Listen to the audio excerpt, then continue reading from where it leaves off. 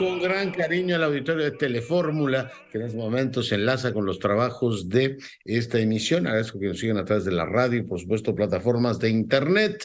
Leonardo Lomelí rindió protesta como rector de la UNAM, recibió de la doctora Zabludovsky la venera universitaria. Joe Biden clausuró la cumbre de líderes de APEC, le cedió el mando a Perú. Está ya la declaración que habla de tratar de tener una región abierta para el año 40, ¿no? La visión de Putrajaya sigue vivo, se reactiva la idea de tener una comunidad vibrante en toda la zona del Pacífico. Arranca el foro de seguridad de Halifax. En un momento iremos con Sergio Alcocer, quien como presidente de Comexi participa en el mismo. El presidente López Obrador se reunió con Joe Biden, se comprometió a seguir atendiendo el tráfico de las drogas.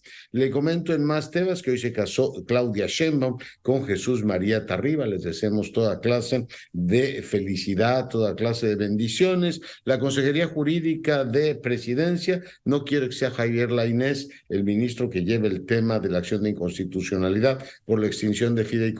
Decía yo, y lo sostengo, que querrán que lo lleve la ministra Esquivel para que estén tranquilos. Son 49 fallecidos por el paso del huracán Otis. La Fiscalía de Guerrero confirmó el hallazgo del cuerpo de un marinero. En más temas, le comento que Pedro Sánchez ya juró el cargo ante el rey Felipe VI como presidente del gobierno español, la tercera vez que lo hace.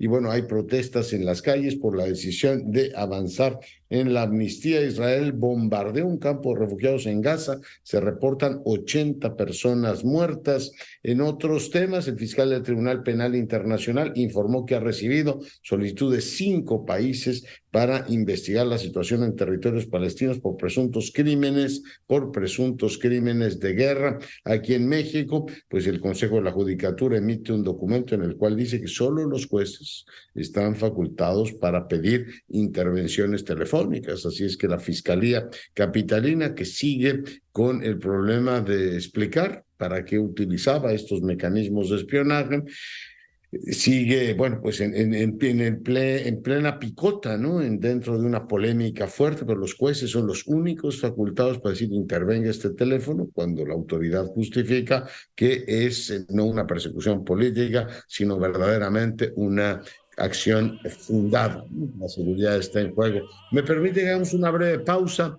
Le adelanto que en un momento más conversaremos con Eduardo Albinati, autor de La Escuela Católica. Volvemos.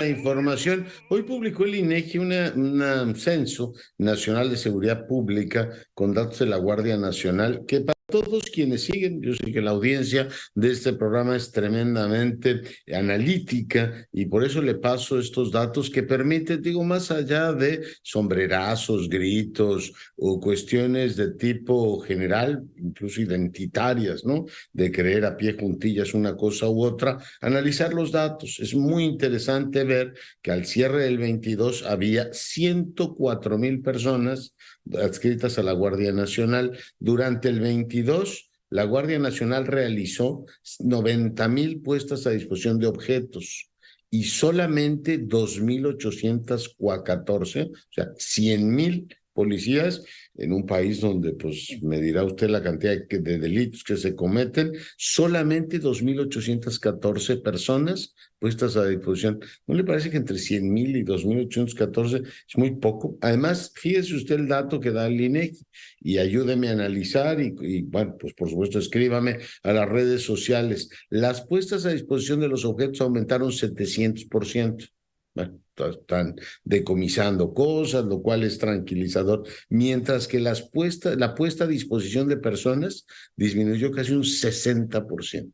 Respecto al 22, lo cual pues me resulta intrigante. ¿Por qué la Guardia Nacional, que tiene las facultades que antes tenía la Policía Federal, hoy es básicamente un cuerpo militarizado? Estoy viendo por la integración, la mayoría son varones y además militares o marinos, que detienen a tan poca gente. ¿A usted le hace sentido que 100 y pico de miles estén deteniendo en este caso solamente 2,000 y pico de personas? Parece muy bajo el porcentaje, pero lo platicaremos, por supuesto, con los expertos.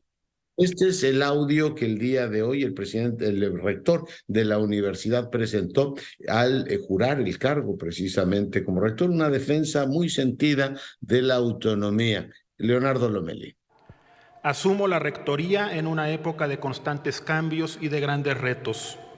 El conocimiento es hoy, más que nunca, el factor más importante para impulsar el crecimiento económico y el desarrollo de la sociedad.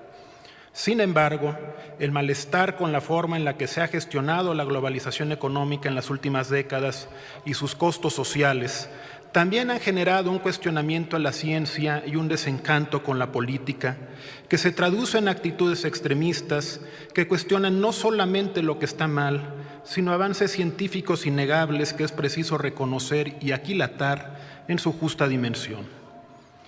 Hoy más que nunca es necesario tomar conciencia de la gravedad de los problemas políticos, económicos, sociales y ambientales que enfrenta la humanidad y asumir el compromiso de avanzar desde la universidad en la generación de alternativas de desarrollo socialmente incluyente y ambientalmente sustentable.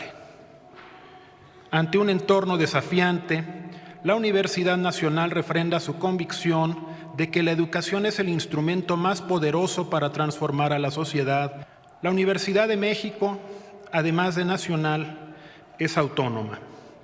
Lo es formalmente desde 1929 y plenamente desde 1933. La autonomía nos ha permitido ejercer a plenitud las libertades de docencia, investigación y difusión de la cultura. La autonomía es una condición necesaria para que las instituciones académicas podamos formar profesionales críticos y comprometidos con la solución de los problemas que aquejan a México y al mundo, para que la investigación se realice sin restricciones temáticas o metodológicas y para que la difusión cultural se pueda desarrollar sin cortapisas ideológicas. Por ello, la defensa de la autonomía será una prioridad y un compromiso ineludible de mi gestión al frente de la rectoría. Bueno, pues eso es lo que dijo el rector, a quien le deseamos un rectorado espléndido, lleno de, por supuesto, bendiciones y muy positivo para la universidad. Voy ahora contigo, Sara Pablo, adelante. ¿Cómo estás, Leonardo? Muy buenas noches, te saludo desde San Francisco, California. Aquí llueve ahora y bueno, pues ya ha caído en la noche. Decirte que hoy el presidente Andrés Manuel tuvo su cuarta reunión con el presidente de Estados Unidos, Joe Biden, quien le dijo que cuando México y Estados Unidos trabajan unidos, pues no hay nada que no esté a su alcance. En el marco de este foro de cooperación Asia-Pacífico, de estas economías las más importantes del mundo, hubo este encuentro bilateral y bueno, pues el tema principal, Leonardo, migración y también por supuesto el combate al tráfico de fentanilo. En este sentido, el presidente López Obrador dijo que hay el compromiso de México de poner todos los esfuerzos justamente para tratar este problema de tráfico de drogas sintéticas, incluido el fentanilo, y es que bueno, pues es un asunto sin duda preocupante que ha provocado la muerte de 100,000 personas en Estados Unidos cada año. Aquí en San Francisco ya lo hemos comentado, bueno, pues es lamentable ver la gran cantidad de personas que se encuentran en las calles consumiendo drogas, viviendo entre la suciedad, entre casas de campaña, es decir, pues de plano con alguna cobija tapándose del frío, completamente pues enganchadas en este asunto de la droga, y hoy el compromiso de los jefes de Estado pues es enfrentar esta situación. Veremos en el futuro si da o no resultados, pero esto fue lo que dijo el presidente López Obrador. En cuanto al combate a las drogas, hay el compromiso de México de seguir apoyando para no permitir la introducción de químicos y del fentanilo, muy conscientes del daño que ocasiona a los jóvenes en Estados Unidos. Es un asunto que tiene que ver con nuestro humanismo y es un acto de solidaridad estamos comprometidos sinceramente a seguir ayudando en todo para evitar el tráfico de drogas y en particular la entrada de fentanilo y de otros químicos. Y bueno, Leonardo, el presidente Biden, por su parte, se reconoce la labor que hace el gobierno mexicano, sobre todo en el tema de migración. Nos va a caer la campana, regreso contigo. Estás escuchando Grupo Fórmula, abriendo la conversación. La Comer presenta La Buena Noticia. La inventora 5 años Kelly Kurasi recibió 6 medallas, 1 de oro, 2 de plata y 3 de bronce, durante la Feria de Inventos de Mujeres de Corea del Sur Kiwie 2023, gracias a diversos productos que ha desarrollado en los últimos años, siempre con la premisa de ser sustentable y amigable con el medio ambiente. Uno de sus inventos ganadores es un rascador de gatos, el cual desarrolló utilizando cáscaras de piña, un desecho orgánico totalmente ecológico. La Comer presentó La Buena Noticia. En el Buen Fin, tu mejor regalo está en La Comer y Fresco, porque en nuestras tiendas y en línea te regalamos 300 pesos por cada 1,000 de compra en vinos y licores. Sí, 300 pesos por cada 1,000 de compra. Ven por tu mejor regalo a La Comer y Fresco. Aprovecha esta y muchas ofertas más en el Buen Fin. ¿Quieres comer más sano, pero odias tener que sacar la enorme licuadora para hacerte un saludable licuado? Hola, soy el chef Daniel y estoy aquí para presentarles Egg-Shock, la nueva licuadora atómica recargable. Para que puedas hacer un delicioso y saludable licuado en cualquier parte. Es tan potente que hasta puede triturar madera por completo en segundos. Y mira cómo pulveriza estas piedras sin esfuerzo. Es increíble. La mayoría de licuadoras se atoran con el hielo, pero Egg-Shock no. Pica finamente el hielo hasta dejarlo como nieve en segundos. Diseñado igual que los vasos que te llevas al gimnasio, Egg-Shock tiene sus cuchillas integradas justo en la tapa para que puedas preparar tus batidos en la palma de tu mano en donde estés. El potente motor cuenta con 100 increíbles watts de potencia, mientras que las filosillas triturarán lo que les eches. Y la batería de litio puede hacer hasta 10 batidos por carga. Prepara jugos naturales y sanos diario. Toma tu proteína, leche y agrega frutas congeladas. Y como es portátil, puedes preparar un licuado en cualquier parte. Ponle helado, tu chocolate favorito y prepara una rica y espesa malteada. Hasta puedes usarlo para moler granos de café y prepararte un rápido y refrescante café helado en el camino. O prepara una deliciosa piña colada, fresca y recién hecha en donde sea que estés. Y miren, Egg-Shock también tritura nueces para usarlas en tus ensaladas o queso parmesano para tus pastas y pestos. Una licuadora que ni siquiera es portátil podría costarte muchísimo dinero, pero no Egg-Shock. Llama ya al número en pantalla y ordena tu Egg-Shock por un increíble precio especial de lanzamiento. Y eso no es todo. Sé de las primeras 100 personas en llamar y te duplicamos la oferta. Llévate 2 Egg-Shock al precio de 1. Egg-Shock cuenta con nuestra garantía de satisfacción total. Estamos seguros de que te va a encantar lo fácil y rápido que es preparar tus licuados y smoothie favoritos donde quieras y cuando quieras. Esta oferta es exclusiva para la televisión y estará disponible solo por tiempo limitado. ¡Llama ya! Ven a Sears porque en este Buen Fin querrás llevarte todo. Del 17 al 20 de noviembre te ofrecemos hasta 50% de descuento en departamentos participantes. Sears me entiende. En este espacio, 3 grandes comunicadores comparten sus conocimientos, analizan y debaten los acontecimientos bursátiles y de negocios. Fórmula Financiera, lunes a viernes, 21 horas, en Grupo Fórmula.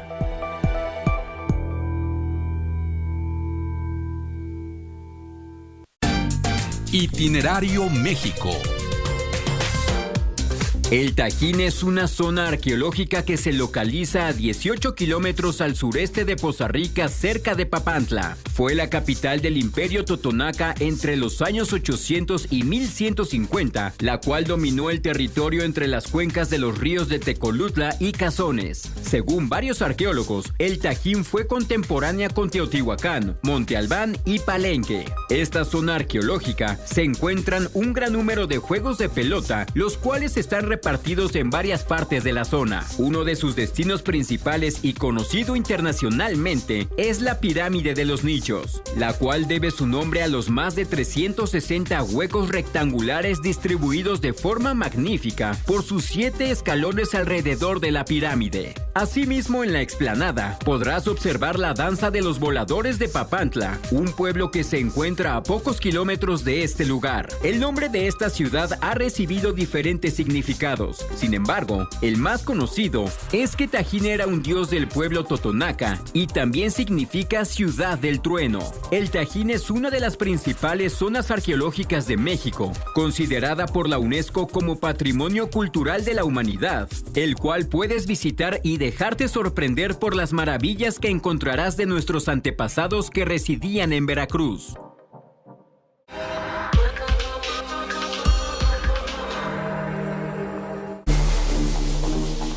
Tarde, con la información más relevante del día, en voz de Leonardo Curcio en Fórmula.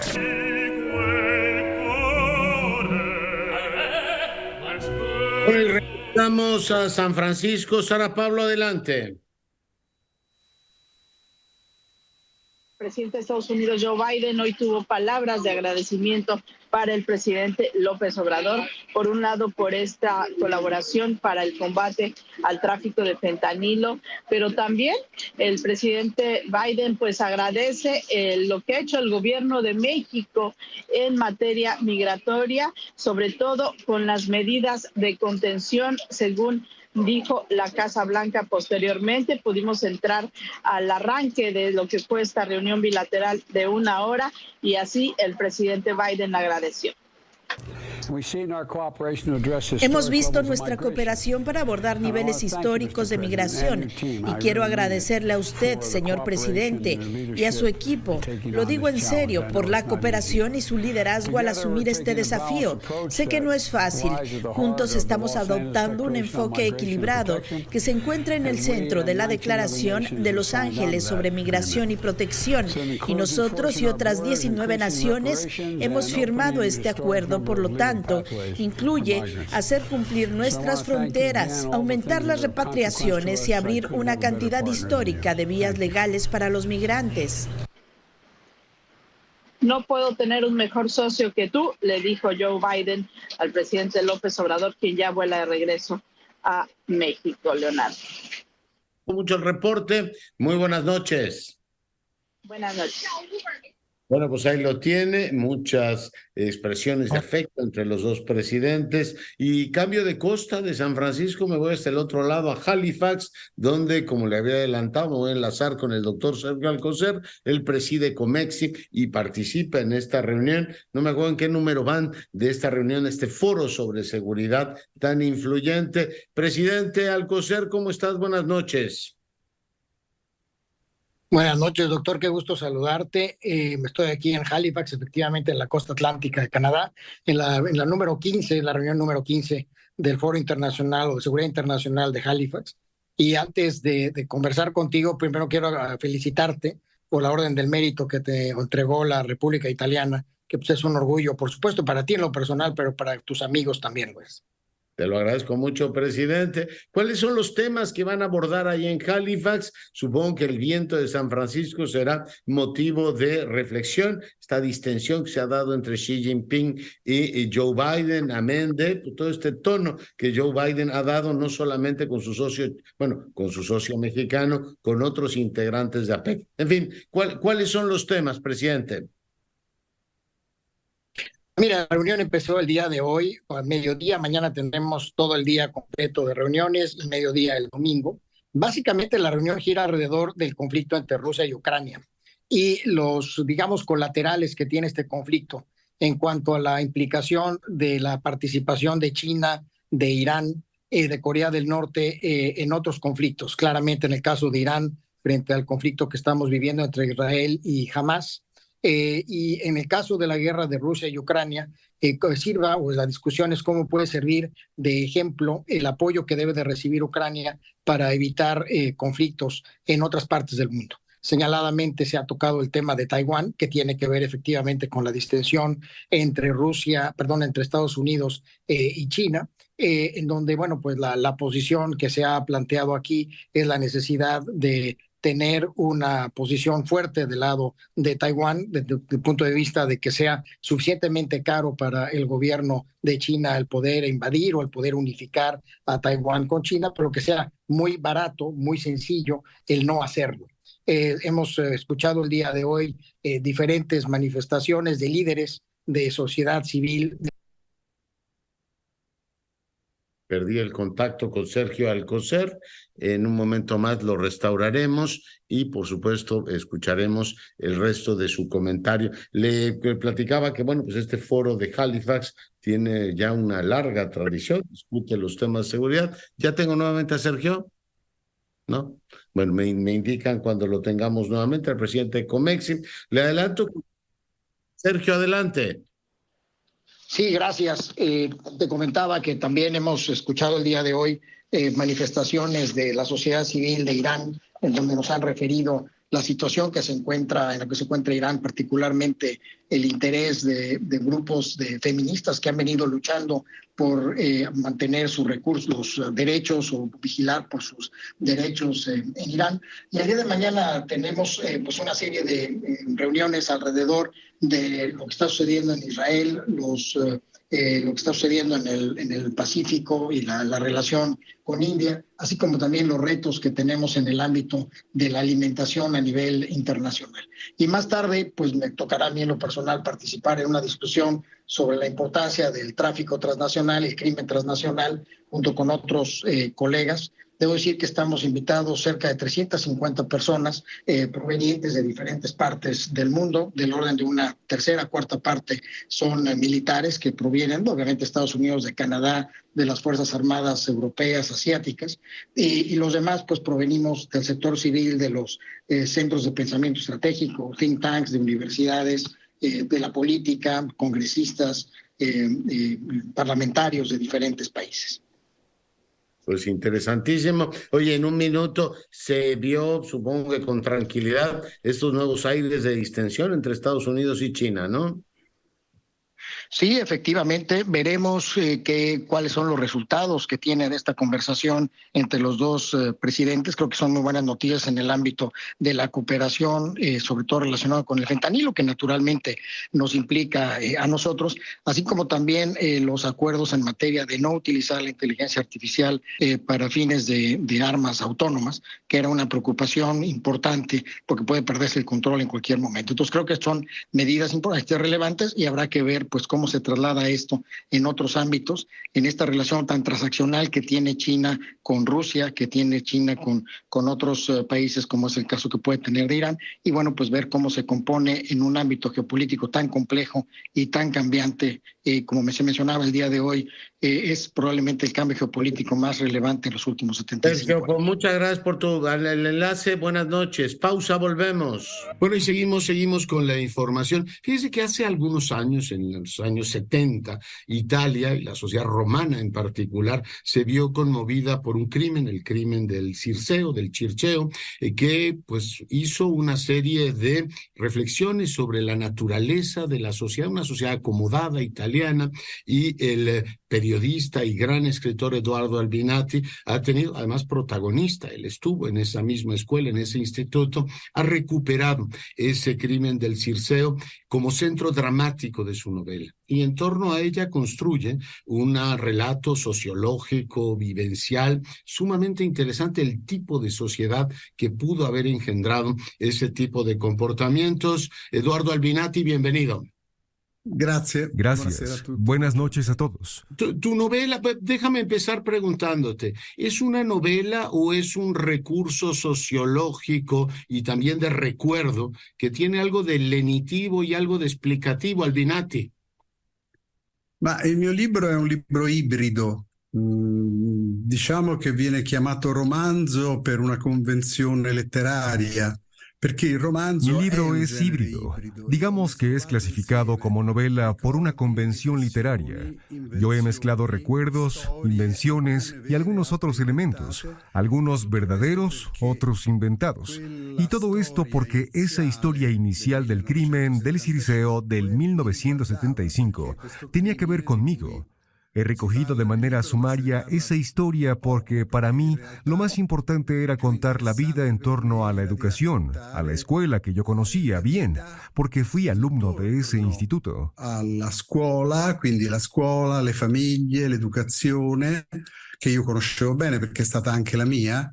Es muy impresionante cuando eres compañero de alguien que ha cometido un crimen tan infame, horrible, porque más que el crimen en sí, conoces todo el entorno en el que se desarrolló.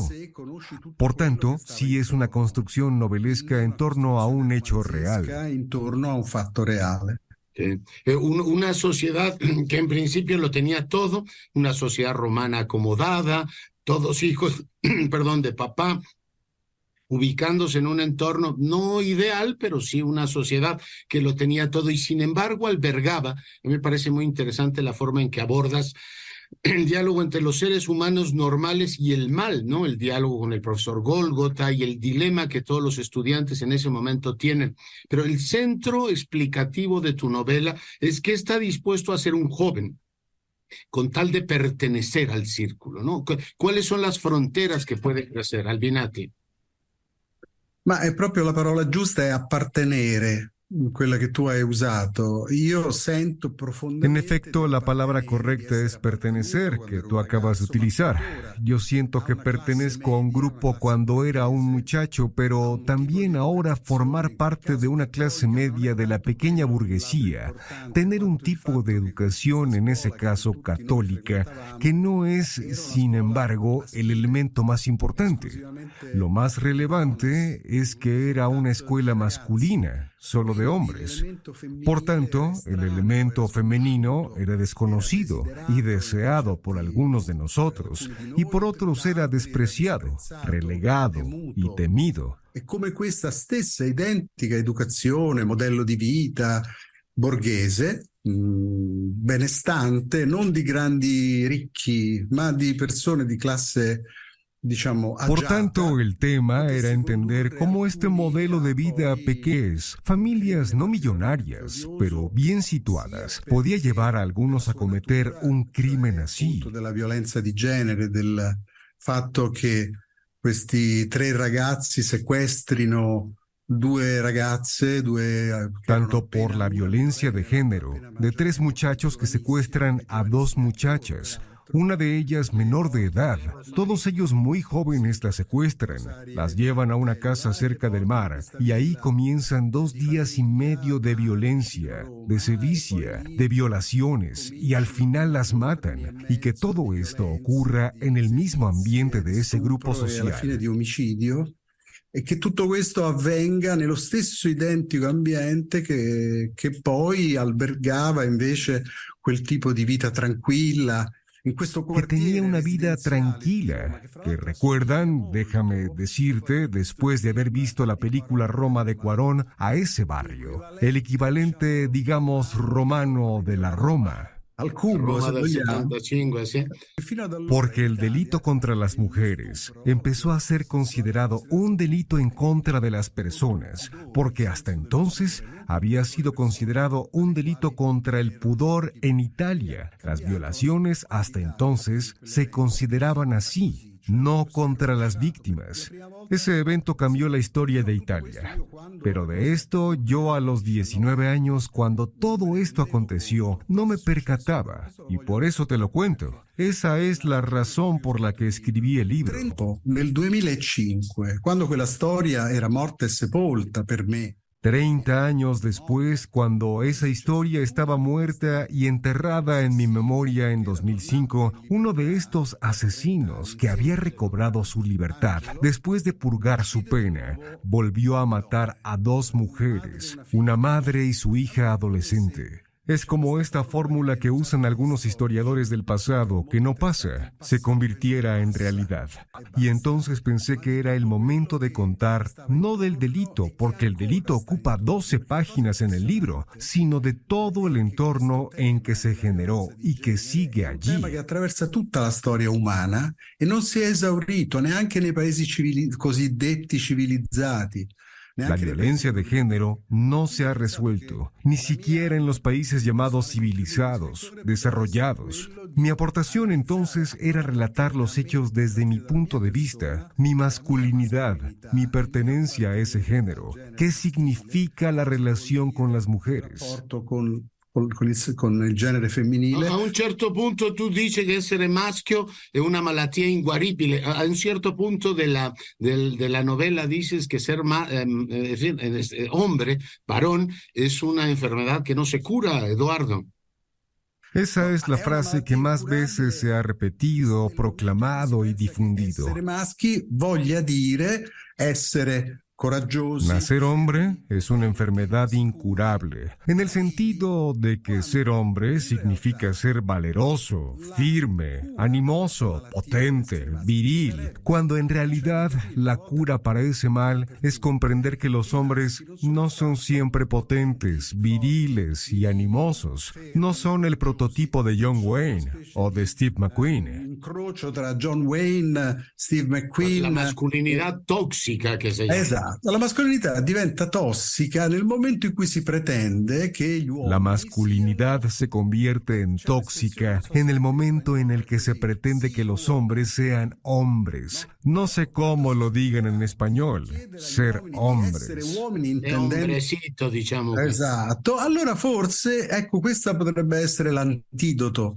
La terapia, este puede ser el antídoto, la terapia.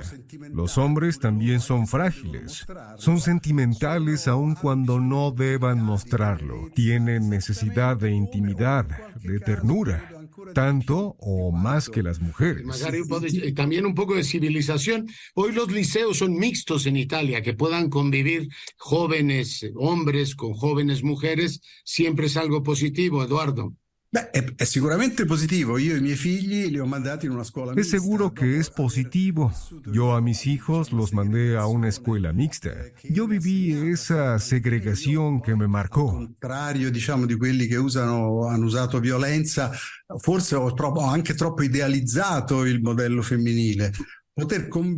Yo, a diferencia de los que practicaron la violencia e incluso idealizado el modelo femenino para la convivencia de géneros, que es la única manera de tener confianza con la alteridad, con aquello que es diferente.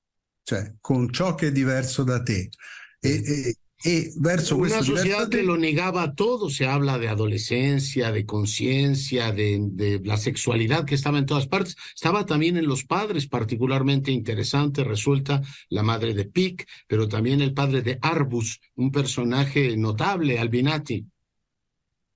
Allora, Arbus è un personaggio ricalcato su un vero compagno. Arbus es una imagen calcada de un compañero mío que era un gran estudiante, un genio, un joven que no solo superaba a sus compañeros, sino a sus maestros. En todas las clases está el más aplicado, el nerd. Il nerd, quello che è più bravo di tutti gli altri studenti, ma è anche più bravo dei professori. Me gustó mucho recrear ese ambiente escolar con el amigo genial, por usar la expresión ya famosa usada por Elena Ferrante. Arbus es el amigo genial que creo que todos tuvimos alguna vez. La scuola forse... Arbus es la Lila de tu novela. Sì, esattamente. Anche se poi si perderà. Sí, exactamente. Aunque después se perderá. Tendrá sus aventuras y sinsabores. Pero la parte más interesante, escribir un libro tan largo, es cansado y doloroso. Ma molto interessante però, lungo ma molto interessante. Ma io ammiro molto i lettori del libro, ammiro molto più i lettori. Yo admiro mucho a los lectores de mi obra. Yo puedo ser un megalómano que escriba 1300 páginas, pero bueno, Es mi locura. Un lettore che sia così folle da leggersi 1200 e passa pagine vuol dire che è un eroe. E noi abbiamo coniato, se ti può interessare. Pero que alguien lea un libro de esas dimensiones me parece demencial. Es un héroe. Hemos acuñado una nueva categoría de lectura de lectores que tal vez te pueda interesar. Hay lectores fuertes, que son aquellos que leen muchos libros, pero yo he acuñado la expresión lectora, extremo que no lee tantos libros. E quando arriva alla fine, quelli che ci sono arrivati, secondo me prova la stessa esaltazione. Pero sí ha leído el mío, y quien llega al final del libro tenga la misma exaltación y sentido de satisfacción que los peregrinos que concluyen el Camino de Santiago. Euforia Toda una peregrinación que te lleva a Roma. Todos los caminos llevan a Roma. No, es un libro que tiene, además de tensión narrativa, muchos comentarios profundamente agradables. Es una lectura que yo recomiendo ampliamente. También han hecho película de la escuela católica. ¿Qué opinión te merece la película? ¿Quedaste satisfecho con ella? Guarda, io sono della scuola di pensiero che dice che... Mira, yo soy de los que piensan, pertenezco a esa escuela que una vez que un libro se termina, ya no le pertenece al autor, sino a los lectores. Yo no quise participar ni en la escritura ni en la elaboración del guión para la película. Vi naturalmente la película, que es una condensación en 1 hora y media o 2 de un libro tan grande. Yo creo que hicieron un gran esfuerzo de resumen. Había un riesgo que creo que lograron evitar, y es que la parte del crimen fuese la central, pero tiene la proporción adecuada, porque el mío no es una historia del crimen. Il libro non è una crime story, è Es una el storia centro come... que irradia efectivamente para explicar cómo se llega a eso, ¿no? Es notable, y ahí hay una habilidad también como de periodista y esta distancia de escritor, y supongo que el tiempo ayuda al Benati a escribir mejor todos esos recuerdos y al mismo tiempo toda la experiencia que has adquirido a lo largo de los años. Ma io leggo nelle mie biografie che sono un periodista, ma io non sono un periodista. Yo lo veo en mis biografías que soy un periodista, pero no lo soy. Yo escribo una vez al año en el periódico. Mi è servito di più del mio bagaglio, diciamo, di scrittore. Io ti volevo chiamare collega, capisci? Perciò ti chiamo periodista. Io ho ammirazione. Tengo mucha admiración por los periodistas, pero creo que el escritor puede utilizar las técnicas narrativas del periodismo. Posso adoperare le risorse del giornalismo, ma sia profondamente... Pero sobre este caso, por ejemplo, se han escrito miles de páginas en los periódicos italianos, que tenían siempre ese aroma de escándalo propio de los medios de comunicación, adivinación de toma de postura cuando el delito ocurrió. Quando il delitto avvenne in Italia, si scatenò una campagna che durò... En la misma participaron grandes escritores italianos como Calvino o Pazzolini, que por cierto fue asesinado un mes después en aquel 1975. Entre septiembre y noviembre de aquel año ocurrieron los 2 crímenes más significativos. Quell'anno sono avvenuti i 2 crimini più significativi. Siempre con un fondo y caracteres sexuales que abrieron también la etapa de muchos años de violencia política. Yo recuerdo también en el libro la afiliación de algunos de estos grupos jóvenes a grupos de la extrema derecha. Algunos optaron por el terrorismo, ¿no? Creo que es el caso de Yervi. Ma in realtà i 3 responsabili del En crimine realidad, los 3 responsables del crimen eran de ideología fascista, pero eligieron más que el camino de la violencia política, el delito de carácter sexual. Per me è molto significativo, perché mentre poi c'è stato un terrorismo di destra, diciamo... Para mí es muy significativo, porque mientras existió un terrorismo de derecha, chamo consigui extremista, digámoslo así, de fanáticos que pusieron bombas y matar personas, pero el primer acto de prevaricación es el de la violencia sobre las mujeres. Y esa es una característica muy interesante, porque es como si este evento que pareciera no ligado con lo político contenga en cambio una gran dosis de política. Sometimiento también por ser mujeres y por su origen. È un incrocio proprio di lotta Es un di cruce en efecto de lucha de clases y también violencia de género al interior de una sociedad. Non so come sia come fosse allora per il Messico, ma che No sé cómo sería en México, que era muy tradicionalista, muy conservadora. La Italia de los años 50 y 60 era como la Italia de principio del siglo XX. diciamo di inizio secolo, che di colpo con una frattura molto violenta faceva dei El passi abierto contraste con los avances éticos y morales de una Europa que cambiaba. più sviluppati o che si erano sviluppati più gradualmente. In Italia è arrivato contemporaneamente la lotta sociale. En Italia llegó al mismo tiempo la lucha social, el feminismo, la emancipación de la familia, todo junto, y creó un choque entre el pasado y futuro como dos continentes que chocaron y generaron episodios muy violentos, incluso catastróficos, molto catastrofici, pero al mismo tiempo también muy creativos. in Italia sono stati Es el momento en el cual empieza a hablarse del divorcio, los métodos contraceptivos. Yo nunca hubiese imaginado que un preservativo fuese líquido. Sì. Questa era l'ingenuità. Era la ingenuidad de un jovencito de buena familia. Però è tutta mia, quella ero io il ritardato che pensava Es entrañable todo eso que cuentas. Por supuesto, bueno, yo porto el cognome Curzio. Hay un fray Curcio en tu novela que desfoga sus urgencias sexuales de un modo poco ortodoxo. Simpático, ¿no? Como persona. Todos los personajes tienen algo de profundamente aleccionador y cada uno de ellos va desarrollando, todos los estudiantes de la propia escuela, los padres, y va uno aprendiendo un montón de cosas. A mí el libro me pareció extraordinario. Vi la película también y la disfruté mucho, como he disfrutado, Albinati, esta entrevista que te agradezco mucho. Grazie mille. Y termino recordando que en esa misma escuela, con los mismos curas, estudió Vargas Llosa. Vargas Llosa, mira. Pues muy bien, Eduardo Albinati, le recomiendo mucho que le eche un vistazo a su obra. Le agradezco mucho el enlace el día de hoy hasta Roma. Un abrazo y que sigan los éxitos. Grazie. Arrivederci.